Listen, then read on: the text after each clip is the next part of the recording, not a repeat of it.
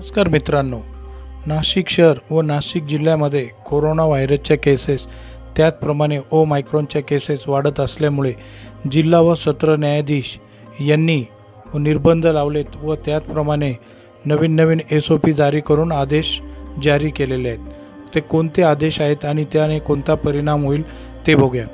जिल्हा व सत्र न्यायालय नाशिक परिपत्र दिनांक 15/1/2022 नाशिक जिल्ह्यातील सर्व न्यायिक अधिकारी यांना कळविण्यात येते की सध्या कोरोना विषाणू संदर्भात निर्बंध चालू असल्याने तुर्तास न्यायालयीन कामकाजात पुढील आदेश होई पावेतो आरोपींच्या गैरहजेरीमध्ये प्रतिकूल आदेश पारित करू नयेत असे प्रमुख जिल्हा व सत्र न्यायाधीश नाशिक यांनी आदेश पारित केले।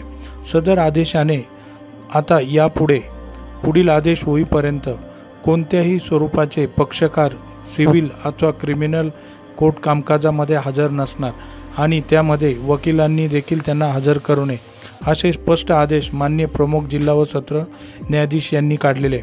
त्याचप्रमाणे सदर आरोपीच्या गैरहजेरीमध्ये त्यांना कोणताही वॉरंट अथवा त्यांच्या विरोधात कोणताही आदेश होणार नाही। त्याचप्रमाणे दिवाणी स्वरूपाच्या केसेसमध्ये वादी व प्रतिवादी यांच्या विरुद्ध देखील कोणत्याही स्वरूपाचा ॲडव्हर्स ऑर्डर होणार नाही अशा स्वरूपाचे आदेश माननीय जिल्हा व सत्र न्यायाधीश यांनी दिलेले आहेत। सदरचे आदेश हे कोरोनाची परिस्थिती पाहून व ओमायक्रॉनच्या केसेस पाहून पुढील आदेश होईपर्यंत अमर्याद कालावधीकरिता केलेला आहे। धन्यवाद मित्रांनो, तुम्ही जर माझ्या चॅनलवर नवीन असल्यास नक्कीच सबस्क्राईब करा ही विनंती। धन्यवाद।